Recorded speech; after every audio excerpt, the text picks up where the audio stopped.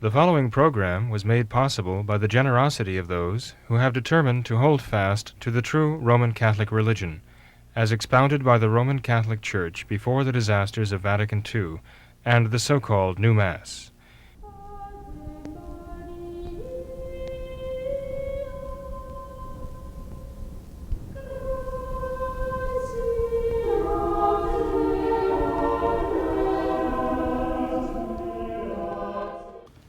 Hello and welcome to What Catholics Believe. I am James Birch, your host, and with me tonight is Father William Jenkins of Immaculate Conception Church in Norwood.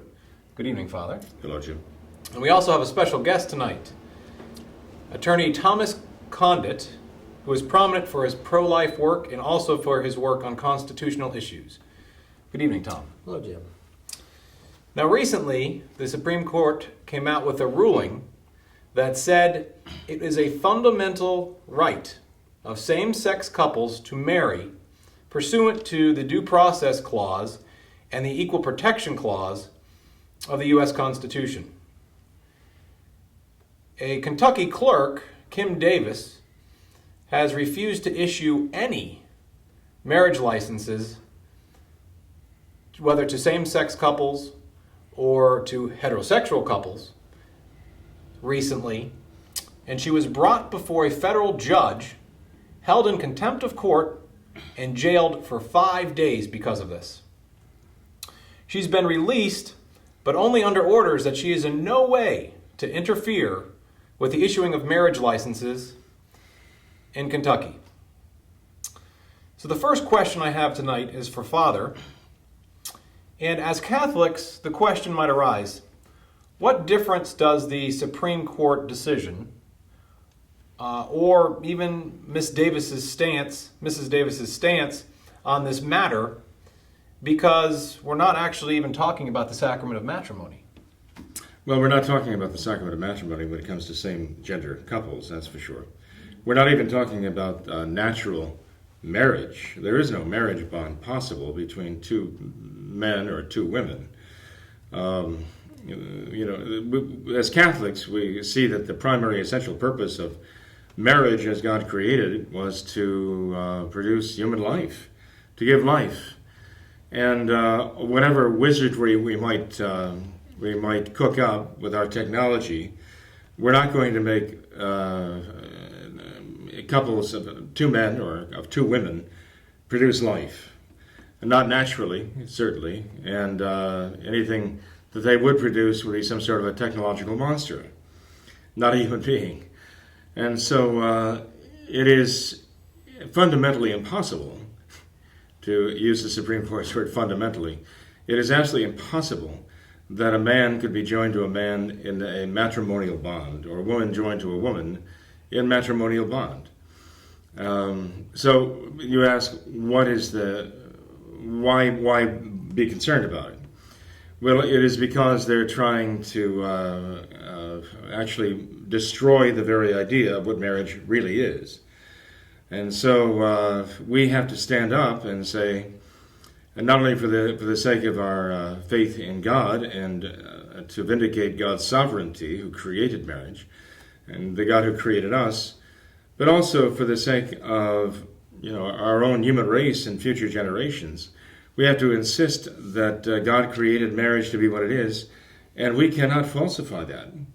This is merely an attempt of worldlings to take a creation of God for his own service and for our benefit, and to twist it to serve selfish purposes, and to avoid giving God that life.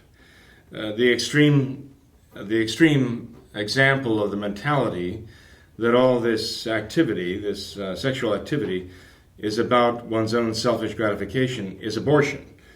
So that when a life is given, it has to be destroyed because not only is it an unwelcome side effect of the sexual activity, but it actually is an impediment for future enjoyment of it and the enjoyment of life. This is the ultimate in twisting God's blessings and graces to serve one's own selfish purposes. So those of us who have any love for God, any faith, and any love for our fellow men have to stand up and absolutely refuse to go along with this anyway, this travesty, this mockery of marriage, because it is not only is a mockery of God, a mockery of marriage, it is a mockery of human life. All of this is at stake here. What human life is, who God is, who we are, this is what they're trying to, not only to undermine, they're trying to destroy the very idea of this in their efforts to create a brave new world which is completely corrupt and perverted. Now, Tom, Father mentioned that they are trying to destroy marriage, and that can be a very broad term, but in this case, at least, we're talking about the U.S. court system. So can you tell us a little bit about, for all the non-lawyers out there watching, what should they take away from these recent decisions? Well, what they should take away from the gay marriage decision is really the same thing that most of us knew to take away from Roe versus Wade back in 1973, that there is no rule of law in the United States of America. It's interesting because we all know, and a reasonably well-educated 8th grader can read and know that there's no right to abortion in the U.S. Constitution. Now, here in the year 2015, a reasonably well-educated 8th grader can read and see there's no right to gay marriage in the U.S. Constitution. What does this mean? It means that the High Court of the United States is just making things up, making things that everybody knows is not there, imposing it, and we've been, in some ways, been trained as a nation and as good citizens to follow what the High Court says. It's had disastrous consequences. I'll let Father keep talking about theologically what the disastrous consequences are. But just legally, the consequences are disastrous. And let me just give you one old example that really developed for decades after Roe v. Wade. There are very solid First Amendment principles in this country about the right to free speech, the right to assemble, the right to picket, the right to pray in public. None of this was ever questioned before Roe v. Wade. The body of First Amendment law that developed after Roe v. Wade was just astounding. Watching the federal judges, from the lower court judges on up, create basically two First Amendments. There was a real big First Amendment for pornographers and blasphemers and members of the media, defamers, all had tremendous protection under the law. From the time I was in law school, in June of 1986, for at least the next 15 years, I was involved in litigating cases for pro-life people that had been arrested for doing nothing but standing or silently praying on public sidewalks. And again, the federal courts managed to take the First Amendment in a direction where those people were convicted of crimes and the crimes were upheld. There was no First Amendment right to pray quietly on a sidewalk. It's a total breakdown of the rule of law.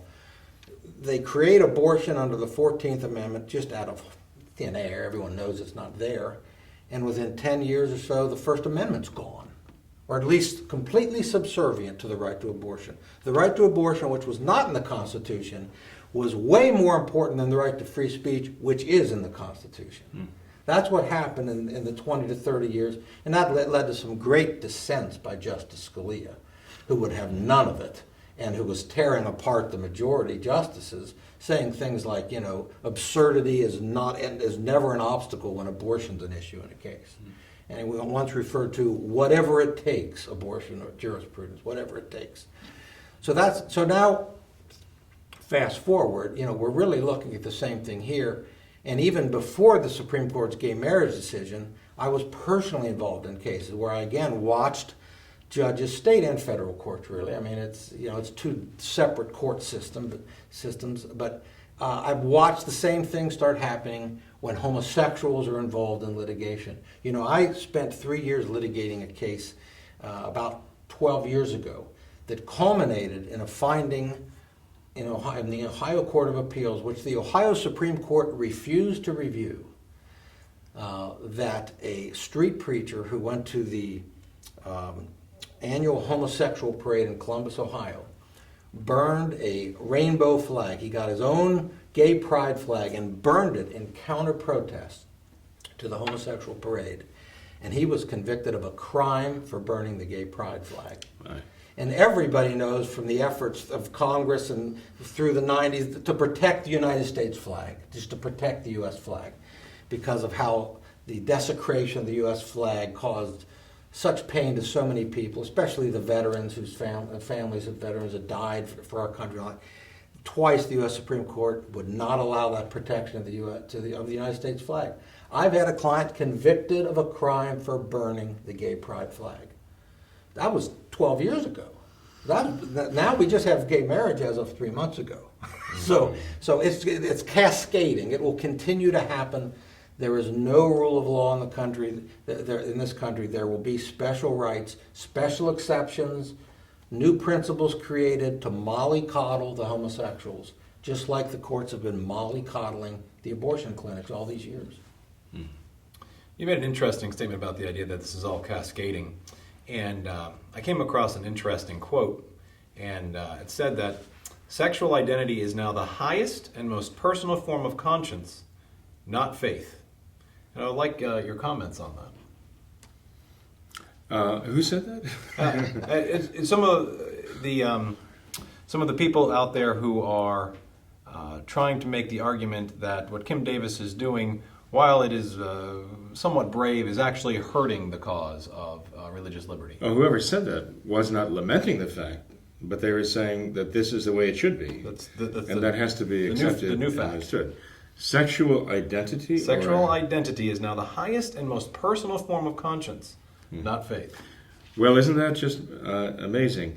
You know, there are certain entities, corporations, colleges, universities, that are listing 5, 10, 15, 20 different sexual identities to choose from now. So they've gone berserk in this. And again, this I think is an absolute, it's a satanic mockery of God's creation. It's basically a statement, we can mutilate ourselves any way we please now. The only thing that you can't be is what God made you. And what God wants you to be. We're off in fantasy land, and we're going to create ourselves. I mean, not to become too philosophical about it, but this is the ultimate end of insanity, the insanity of existentialism, which says that every individual has his own reality, has his own truth, because everybody has his own experience. And thus, every individual makes his own reality for himself. And he is the center, basically, of a world of his own creation. He is the God who creates his own world around himself. And everything is good insofar as it makes him happy, and everything is bad insofar as it makes him sad. But when you take this whole idea that people are just sort of creating their own reality, what do we call someone who is completely out of touch with reality? We say they're insane. They're crazy. And we are actually creating a world of insane people. Well, each and every one of whom has been taught in the universities or wherever else by the modern culture that he's entitled to his own reality, to be the God of his own universe, of his own creation, and to anathematize anything and anyone who crosses him and contradicts his personal will or his personal identity, whatever that may happen to be at any given moment, and to canonize and glorify anything that serves his own purposes. This is a formula for absolute disaster. It's a formula for hell. It'll create hell on earth. That's exactly what Satan wants to do. He wants to annex earth as an extension of hell. I'll turn the floor over to Mr. Condit. Well, you said, I have two reactions. You just played into one thing I was going to say. Now I'll say two things. First of all, we're the new crazy. If you believe in objective reality and the God who created it, yes, you're dangerous. Yeah, right? yeah, Dangerous. that is right. We're threatening all their little worlds out there to burst their little bubbles. You know, what you said, in 1992 is when a case went to the U.S. Supreme Court that everybody was on the edge of their seats. It was Casey versus Planned Parenthood out of Pennsylvania. Everyone was on the edge of their seats that this could be the reversal of Roe v. Wade. And Justice Souter was only a year on the court, and what happened was Souter, who was a Bush appointee, and Kennedy and O'Connor, 2 Reagan appointees, 3 Republicans, formed the plurality to save Roe versus Wade when it was ready to go down. Kennedy wrote the opinion, and Kennedy said something in there that, shame on me for not knowing it verbatim, because it really is such an amazing statement he made in there, developing this idea of liberty, the liberty interest for a woman to be able to kill her child. And he said the essence of liberty is the freedom to define one's own existence.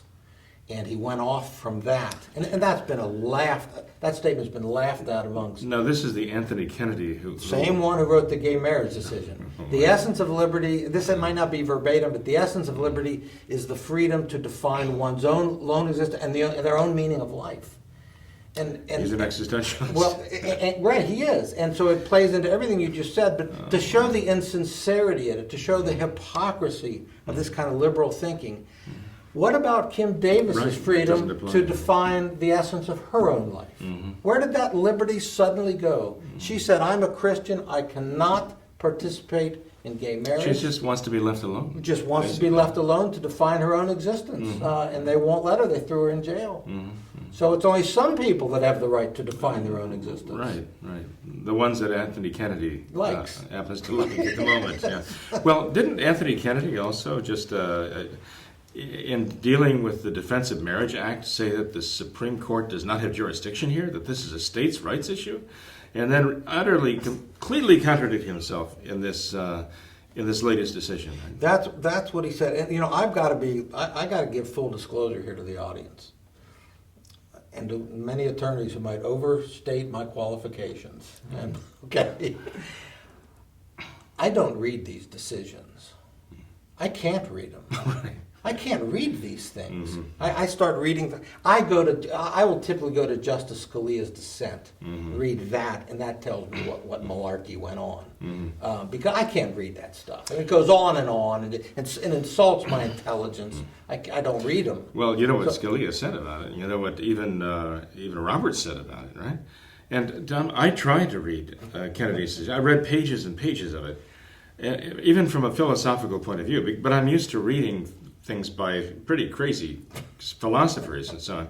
But this was really, take Kierkegaard and Kant and Hegel and a bunch of other of these philosophical ne'er-do-wells and put them all together. And I think Anthony Kennedy must have studied under them. Maybe he got his PhD as JCD, whatever he's got under them. Because, he's off in this philosophical rambling no man's land. It's like Alice fell through the rabbit hole or the looking glass here. And I don't blame you for not having I can't. I simply can't read it. I'm just not equipped. I have to stop. Does it give you a headache, or does it make you feel like your brains are getting scrambled? Yeah, it's more of that. It's more of that. But the just lost. But you were going to get on the point. I asked if the Defense of Marriage Act decision came out saying this is a states' rights issue. The states have to deal with that. So the federal government had no right to pass a Defense of Marriage Act. When striking down the federal statute defining marriage as between one man and one woman, Kennedy struck it down on the idea that the federal government has no jurisdiction over that issue. It's a state law issue. Okay. He then turns around a few years later and finds it in the federal Constitution. Well, look at there. And here's the other thing I lost my thought on, talking about his rambling and his thinking. I read an analysis from a local attorney who had read it and gave his analysis. And if this is true, and this plays into my thing that there is no rule of law. He said that in Kennedy's opinion, he kind of banties back and forth between invoking the principles of the Due Process Clause in the U.S. Constitution, 5th and 14th Amendments, and the Equal Protection Clause in the 14th Amendment. But he never really roots this right to gay marriage in either of them. He kind of just plays off of both of them with a lot of philosophical kind of wandering back between them, but never says there's a right to gay marriage in the Due Process Clause. Oh. Or there's a right to gay marriage in the Equal Protection Clause. Now, if that analysis is right, that goes to show just on one more level, how there's no rule of law.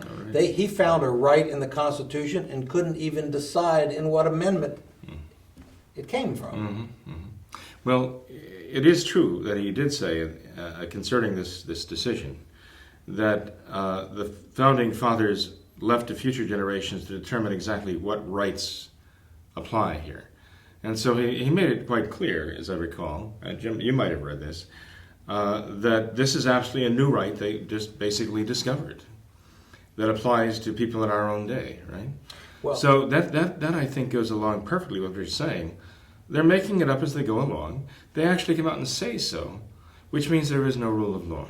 well, that's right. And what they never talk about, it's really, it's kind of all, I think of any justice through the years, it's kind of rooted in Justice William Brennan, who was another Catholic, who signed on to Roe v. Wade, and he was a big liberal through the 60s and into the 70s. Lost my thought again. Sorry. You got too many thoughts going on. Yeah. It's the idea that there's an evolved, Okay. A living there's a constitution. living constitution, the organic constitution. And that all sounds kind of good for people who think, well, the world does change. We've got all kinds of technology now that we never had. We've got, it makes sense that, and what they never really talk about is two things. First of all, any changes needed in the law, that's what the legislature is supposed to do. You vote for your office holders and let them make the changes reflecting the will of the people. The other thing, if these things really have to be found or rooted in the Constitution, there is a process for amending the Constitution. Right? I mean, the whole thing of prohibition. They amended the Constitution to outlaw, alcohol, and then it didn't work very well, so they went ahead and repealed it. The constitutional provision for amending the Constitution occurred twice in the first half of the 20th century, and it worked well. The will of the people obviously won out. But now we've been taken over by the philosophy of William Brennan and now Anthony Kennedy, that the people aren't really the ones that can amend what their rights are, or elect the politicians to vote into law what their rights are. It's up to the judges to decide what everybody's rights are. You know what this sounds like? If you read Pascendi, St. Pius X on modernism, it's as though you took the principles that he enunciates of the modernists and applied it in the political, secular, social order with these judges. The idea of a living constitution, this is exactly what the modernists have done to the church. They say, well, the faith is a living faith, and so it has to change. Francis has even come out and said the tradition of the church is change, and so that's the only tradition of the church, to change itself. It evolves, it metamorphosizes, nothing remains the same. Watching Francis in action, you get the idea that's exactly what he means, because nothing remains the same with him. But the modernists also, according to Pope Pius X, say that it's not up to the people to enunciate where they want to go so much, but the modernists are the ones who will interpret for the people how the faith should change to keep up with the modern times, right? So, it seems to mesh very well. What's going on in the church, what's going on in our own society, the same principles seem to be at work here, and they're very evil and very destructive. Right? I'm sorry, Jim, I think you were about to say something. Well, I just thought it was an interesting comment that you made about the idea that things have changed recently. There's cell phones and automobiles and flying machines and all of that. But the fact of the matter is human nature hasn't changed in 200 years. So the Constitution is based upon what human rights and needs are, not based upon what the technology of the day is. And moreover, I always find it interesting when the Supreme Court judges now go back and talk about what the Founding Fathers had to say, or what their intent was. But if you look at what they did, if you look at the writer of the Declaration of Independence, Thomas Jefferson, when he became the third president, he was a strict constructionalist. If it's not in the Constitution, it's not in the Constitution, period. He wrote the Declaration of Independence. John Marshall, one of the first Supreme Court justices, even though he was in the exact opposite political party of Jefferson, also found the same thing. Even when he was ruling on cases that he wanted to go a different direction, he said, no, I'm not going to, because you know what? The Constitution is the rule of law that we have to follow, and that's what I'm going to do. And I don't have the right to do this, or I do have the right to do this, but it's pursuant to what the Constitution says, not in the penumbras of the Constitution. Right, and if I can pick up on that, the polar opposite of the debate about the living Constitution. You got Brennan's liberalism on one side, and Scalia is probably the one known for anchoring the other side, which is strict construction. And Scalia says two things. First, is something protected by the Constitution? You look at two things. First, you look at the text of the Constitution. Is it there? Okay, no, if it's not there. Okay, if it's not there, then maybe you can read something into the Constitution if it is so firmly rooted in the traditions of the country that it's just implicit that it's there. I mean, again, might not be framing it exactly how Scalia would, but you look at the text and you look at tradition, and if it's not in those two things, it certainly isn't there. Well, consider this. You know, within 10 years prior to Roe v. Wade, or even less than that, abortion in one form or another was a crime in all 50 states. How is it a right rooted in the tradition of our country when it's a crime? More so with homosexual sodomy. A crime in all 50 states when not all 50, all however many states there were, when the 14th Amendment was passed within 10 years after the Civil War. A crime, a felony in every state. And yet we are now to accept that it's rooted in our Constitution as a right. How is that possible? It is, of course, impossible.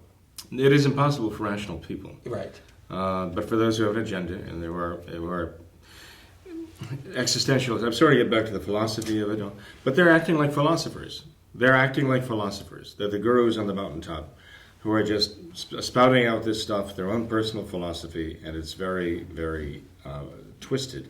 You mentioned human nature hasn't changed. Jim, spoken like a person who believes in objective reality. They don't believe in human nature. The existentialists refer to the human condition. They don't talk about a human nature because a human nature has to do with something that God created and fixed. And they don't like that. So the modernists talk about human condition.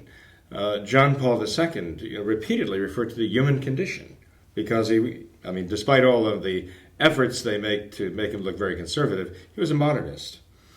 And so it is with the modernists to this day, the modernists on the court. Well, look at the Roe versus Wade decision, right? This is potentially human life, right? It's potentially human life. It can become human life. The existentialist says you become human when you can use your own will. That's why they're actually okay with infanticide, too, because the infant cannot determine his own course. The atheist philosopher Jean-Paul Sartre said that until you can actually use your own will, you are not human. And when you do use your own will, you use it to create your own humanity, right? So they don't even believe in a human nature. So how do you even have an intelligent, rational discussion with people who use terminology, but the words don't mean the same thing? This is the problem we have with the modernists. They use in the church the word sacrament. They don't mean the same thing as the Catholic meaning. They use the word Eucharist. They don't mean the same thing. Even the word matrimony and marriage, they don't mean the same thing. Which is why they do the things they do that are so contrary to Catholic tradition. And here you are, Tom, talking about this again. How do you derive a right from something that is so totally the opposite, opposed to it, but somehow they find a way to do it. And they've seemed to convince a lot of people that they're right.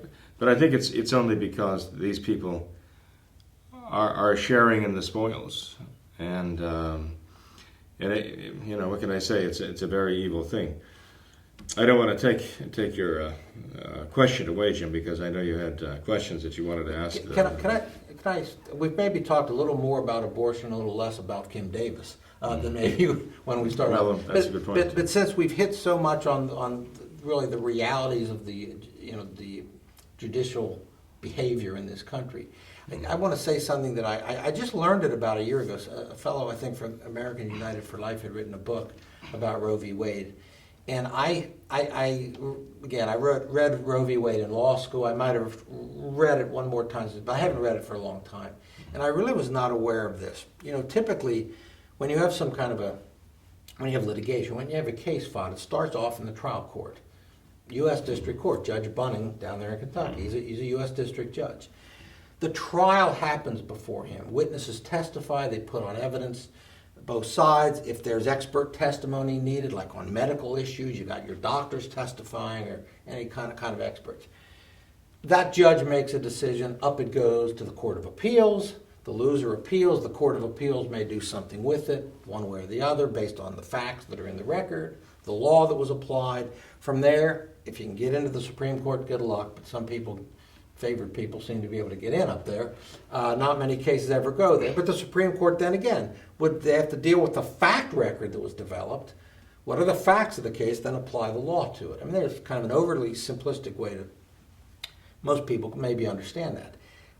There's something about Roe v. Wade I never knew until last year. Roe v. Wade was dismissed. The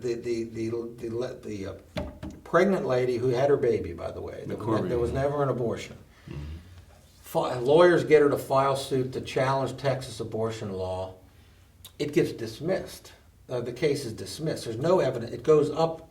The Court of Appeals does something. The Supreme Court takes it and issues this long opinion dealing with all kinds of philosophy, medicine, history, all this stuff to arrive at the right to abortion. Do you know, again, it was dismissed by the trial judge.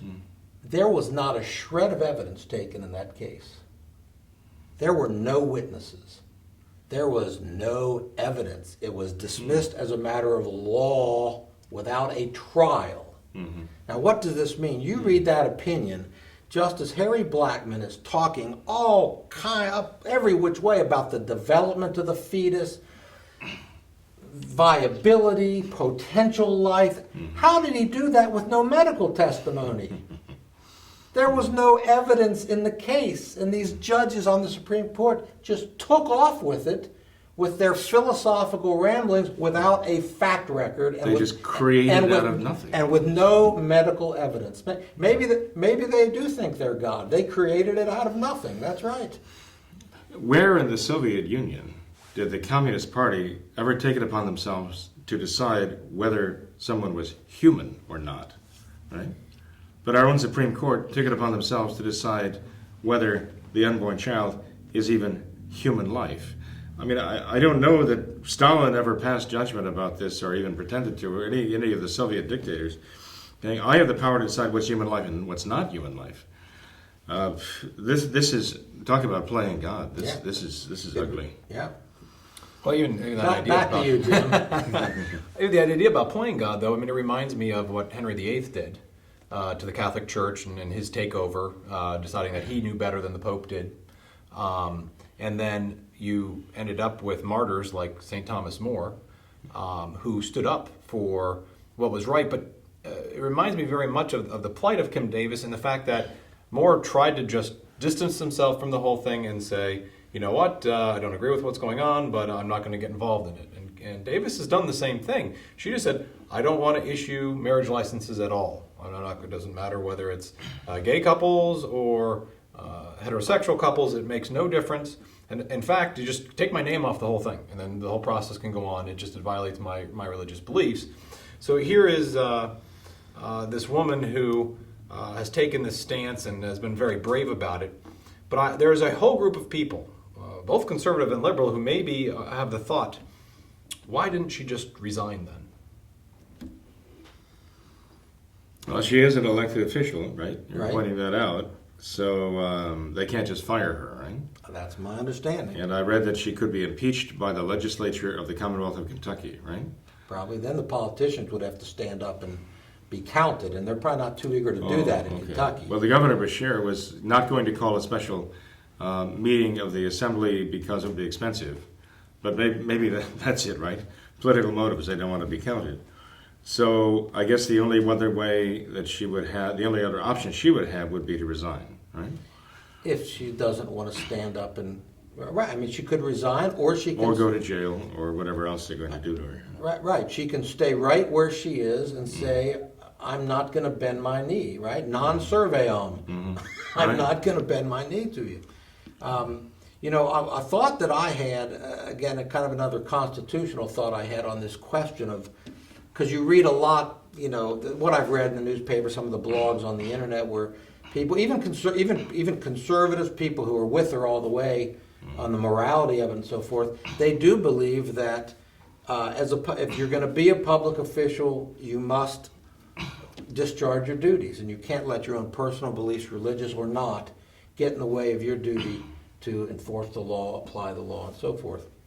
And that kind of principle, again, is how good Americans have been taught to think. So they would argue that she should resign. That she should resign. Yeah, if your conscience is that much in the way, you should resign.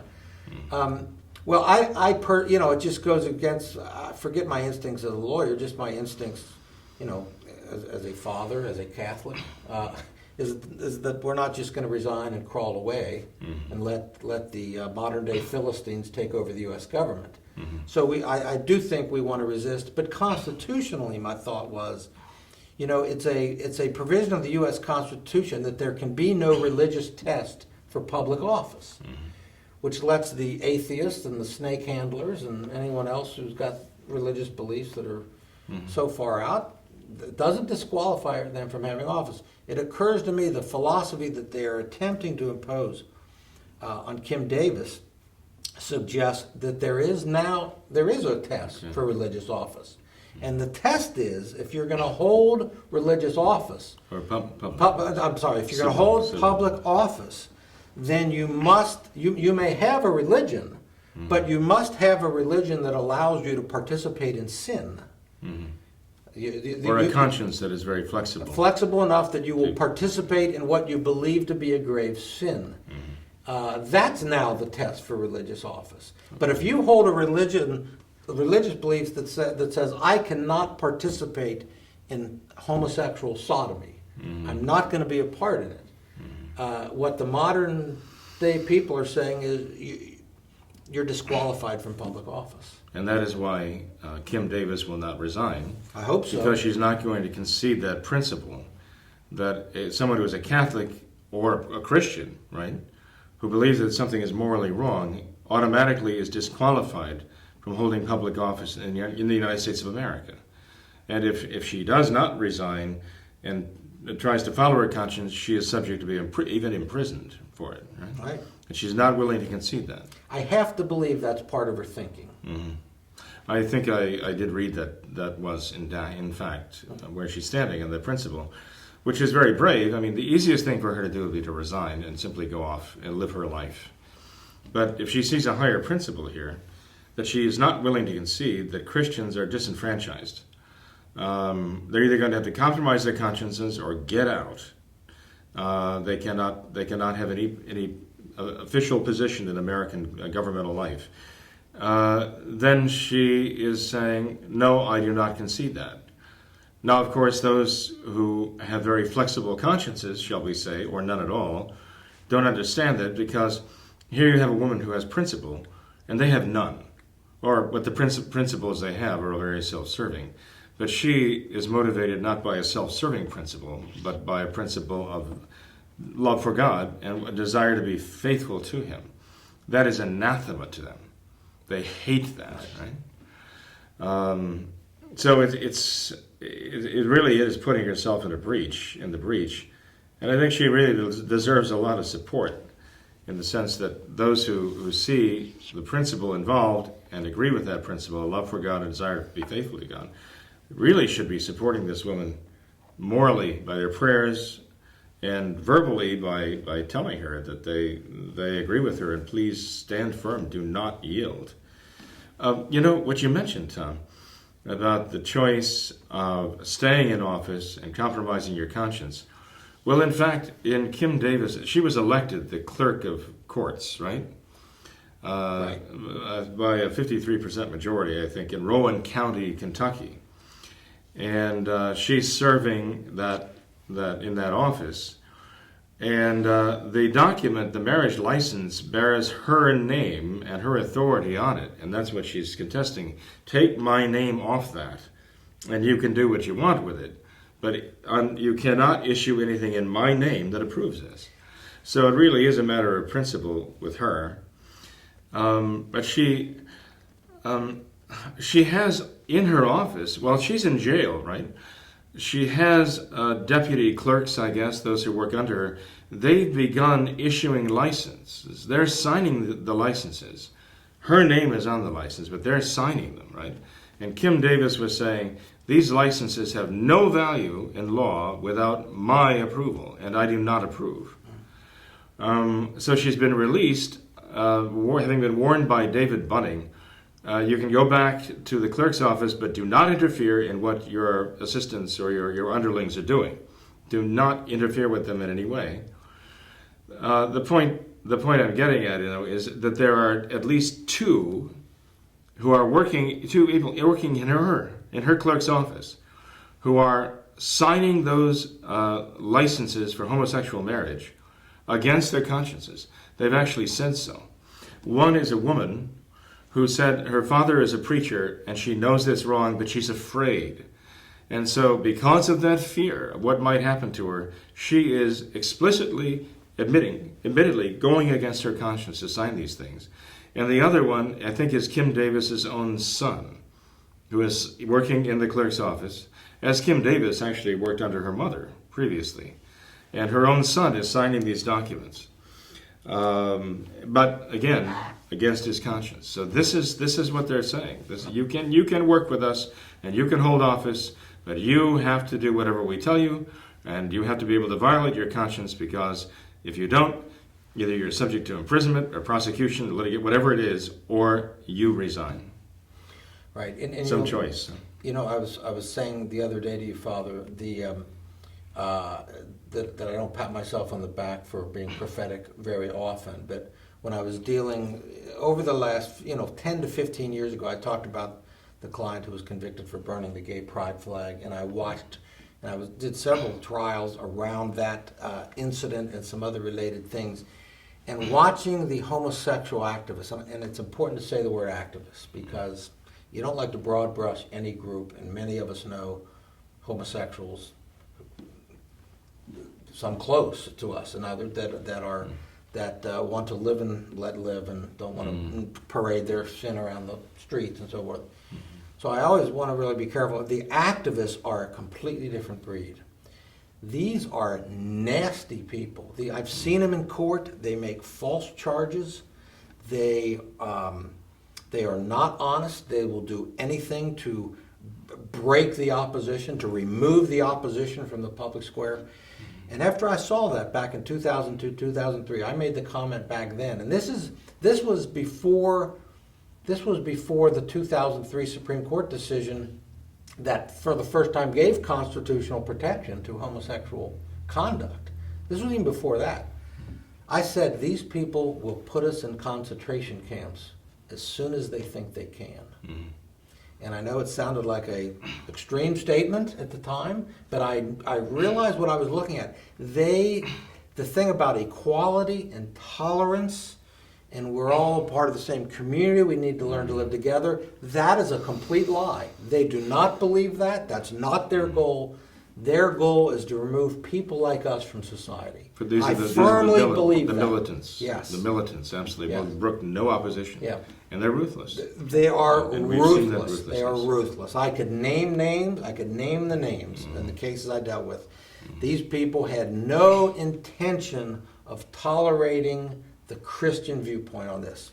Are they hypocritical, though, in how the public persona they present? Absolutely hypocritical. Because they talk about peace and tolerance and we all live together. That's not what they want. They're going to crush people like us out of the dissent must be removed. They can't even tolerate the debate. The dissent must be completely removed from public view.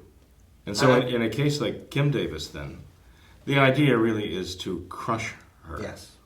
So even though they could go to another, let's say, county and get the marriage license and have gotten through the process and so on, that's not the point. That is not the point. The point is to crush her, because she stands and says, I will not do that. If we let her stay in office, then several others will want to stay in office, and suddenly we got a fight on our hands. Right. Yeah. Mm-hmm. No, So this was a test case to determine whether there'd be any pushback, and if they pushback, then they withdraw for a bit. But if there was no pushback, they would know that they can go. The coast is clear. They can do anything they want. Is that right? I have some clients who were down there when she was released from jail the other day. They said there were 20,000 people around the courthouse. Is that right? 20,000 people. Do you know what the report said there were? What? 300. 320,000. Yeah. Okay, well, there were 20,000. You have to remember, though, that the pro-lifers and the non-homosexuals are non-persons anyway. So we're lucky they even counted the 300. Maybe there are 300 supporting the judge's decision to imprison her. And the other, 19,700 people didn't count because they were all, supporting her, and therefore non-persons. Well, and part of the problem here too is that the way the media portrays this whole thing. If you do a search on it, if you just put in Kim Davis and you do a search, what you should come up with is maybe out of the first 20 or 30 different hits that come up, you might get a couple that just give the facts of what's going on. Okay, that's news reporting. That's probably what it should be. But then you have the other, almost every other one talks about the fact that Kim Davis is not a martyr, that what she's doing is not right. Polls show that everybody, whether you're Republican or Democrat or Independent, thinks that she should have been thrown in jail. Hit after hit after hit, the media portrays is that people do not support her. The only article that I found that talked about maybe she's a brave person said that what was literally titled, "Does Kim Davis hurt the cause of religious liberty?" So even the one article that kind of, it was terrible. And so the people out there are getting force-fed by the media too, that no one's with her. No one's with her. She's just this rogue. And that may be what the judge and the U.S. Marshals and people thought was the case. And then 20,000 people showed up. And I also have clients who went to Pickett's neighborhood in northern Kentucky. And the judge's neighborhood. Yes, I got a phone call from one of them to let me know they were doing that. But these are good, solid activists. These are salt of the earth guys. They're not motivated by hate. Of course not. Of course, that's not it at all. But you have to believe that at some point they realize we've got 20,000 people out here, and there were fewer yesterday, and there were fewer the day before that. Right. And It's someone increasing. might have thought we may have overplayed our hand on this one. We better pull back and. Thank goodness.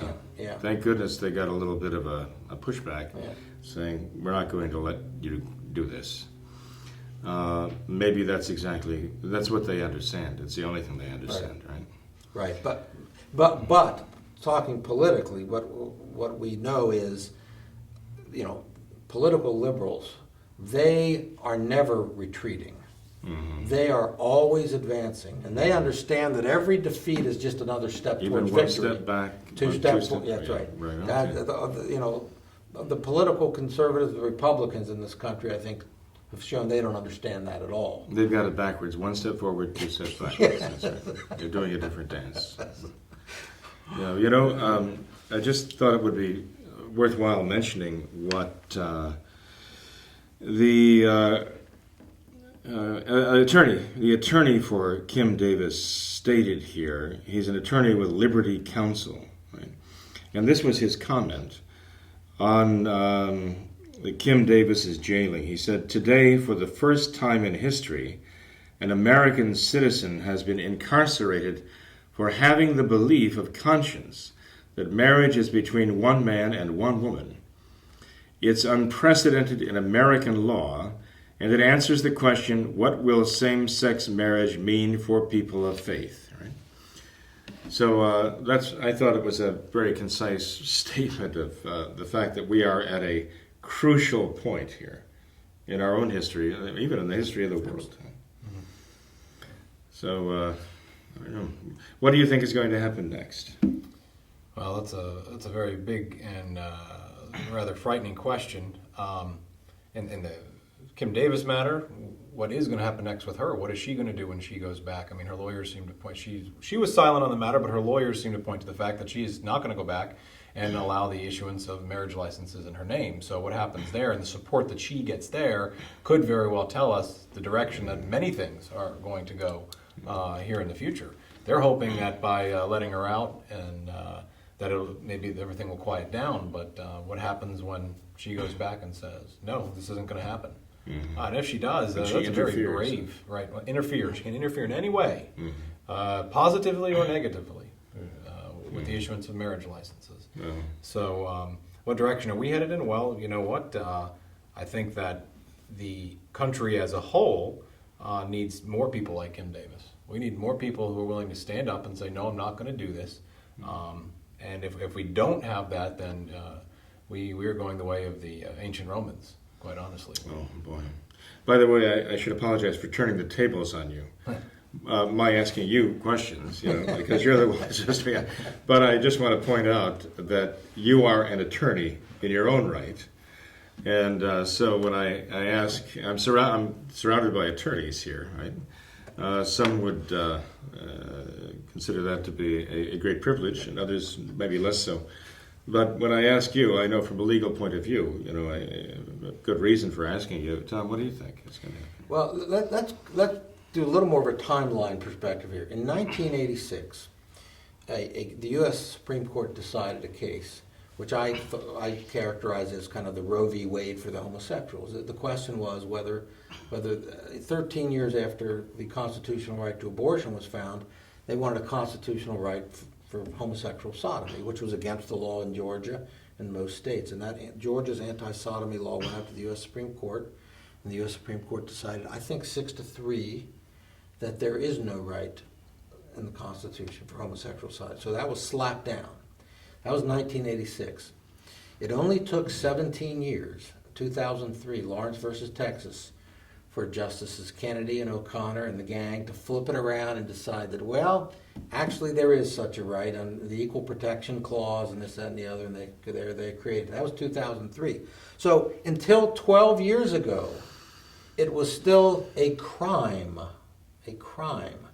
Now within 12 years, we've gone from it being a crime to it being something we were all told to tolerate, to something that now people in private business had to accommodate. The photographers, the florists, now have to participate in things against their will, against their beliefs, just in their private conduct.